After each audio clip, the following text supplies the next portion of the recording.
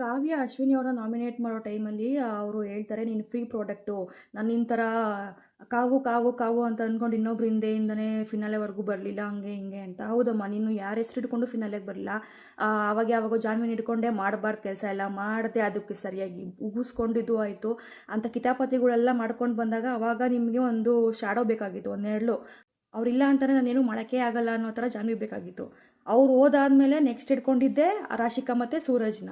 ಅವ್ರ ಜೊತೆ ಏನು ಹಾಗೆ ಹಿಂಗೆ ಯಾರೇನು ತಲೆ ಕೆಡ್ಸ್ಕೊಂಬಿಡಿ ಹಂಗೆ ಹಿಂಗೆ ಅಂತ ಅವ್ರಿಗೂ ಉಂಡೆನಮ್ಮ ಹಾಕಿದ್ರಿ. ಅದಾದಮೇಲೆ ಧ್ರುವಂತು ಒಳ್ಳೆ ಕಾಂಬಿನೇಷನ್ ಇಬ್ರಿಗೂ. ಅದೇನೋ ಗಾದೆ ಹೇಳ್ತಾರಲ್ಲ, ಸಂತೆ ತಕ್ಕಂತ ಕೊಂತೆ ಅಂತೇನೋ ಆ ಥರ ಆಯಿತು.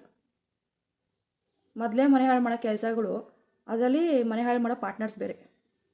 ಇವಾಗ ಈ ಅಮ್ಮಂಗೆ ಅನಿಸ್ತಲ್ವಾ ನಾನು ಧ್ರುವಂತಿಂದನೇ ಇದ್ದೀನಿ ಅಂತ. ಅದೇ ಸಂಬಂಧನ ಧ್ರುವಂತ ಜೊತೆ ಕಟ್ಟಿದ್ರೆ ಹೆಂಗಿರುತ್ತೆ? ಕಾಮನ್ ಸೆನ್ಸು ಇನ್ನೊಬ್ರಿಗೆ ಯಾರನ್ನಾದ್ರೂ ಜೊತೆಗೆ ಸೇರಿ ಸಂಬಂಧ ಕಟ್ಟೋಕ್ಕಿಂತ ಮುಂಚೆ ಯೋಚನೆ ಮಾಡಬೇಕು ಫಸ್ಟು. ಇದೇ ಥರ ನನಗೂ ಆದರೆ, ನನಗೂ ಹೊರಗಡೆ ಫ್ಯಾಮಿಲಿ ಇದೆ, ಎಲ್ಲ ಜನಗಳು ನೋಡ್ತಾರೆ ಅನ್ನೋದು ಕಾಮನ್ ಸೆನ್ಸ್ ಇರಬೇಕು, ತಲೆಯಲ್ಲಿ ಬುದ್ಧಿ ಅನ್ನೋದು ಇರಬೇಕು, ಲದ್ದಿ ಹಿಡ್ಕೊಂಬಾರ್ದು.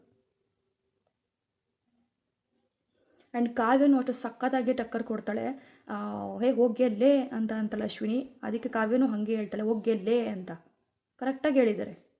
ಆ್ಯಕ್ಚುಲಿ ಅದು ಇನ್ನೂ ಎತ್ತಿಡಬೇಕಾಗಿತ್ತು, ಕಾವ್ಯ ಇನ್ನೂ ಒತ್ತಿ ಒತ್ತಿ ಹೋಗ್ಯಲ್ಲೇ ಅನ್ಬೇಕಾಗಿತ್ತು, ಅವಾಗ ಇನ್ನೂ ಹುರಿದೋಗಿರೋದ ಅಮ್ಮಂಗೆ. ಕರೆಕ್ಟಾಗಿ ಮಾಡಿದ್ದಾರೆ. ಆ್ಯಂಡ್ ಸುದೀಪ್ ಸರ್ ಹೇಳಿದಾರಲ್ಲ ಗುರು, ನಿನಗೆ ಯಾರನ್ನ ಹೋಗಿ ಅಂತಾನೆ ನೀನು ಹೋಗಿ ಅಂತಲೇ ಮಾತಾಡಿಸಿ ಅಂತ. ಏನೂ ಪ್ರಾಬ್ಲಮ್ ಇಲ್ಲ. ಫಸ್ಟು ಮರ್ಯಾದಿನ ಅವ್ರು ಕೊಡಬೇಕು, ಆಮೇಲೆ ತೊಗೋಬೇಕು. ನಿಮ್ಗೆ ಏನಂತ ಅನಿಸುತ್ತೆ ಇದ್ರ ಬಗ್ಗೆ ಕಾಮೆಂಟ್ ಮಾಡಿ.